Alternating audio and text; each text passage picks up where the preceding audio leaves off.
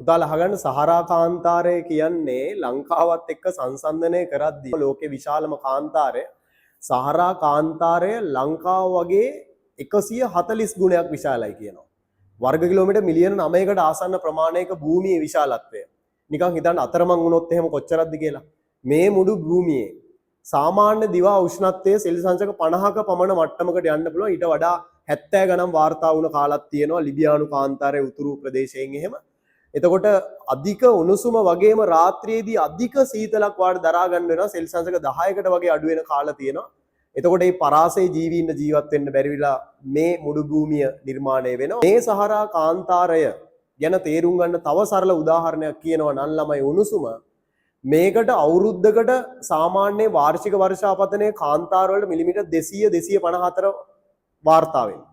ලංකාවේ උණුසුම්ම දේශගුණයක් තියෙන අර්ධ සුෂ්ක කලාප අපි දකින්නේ මන්නාරම ඊට පස්සේ පුත්තලමේ ඉහළ ප්‍රදේශයේ සහ අපේ හම්බන්තොට දිස්ත්‍රික්කය.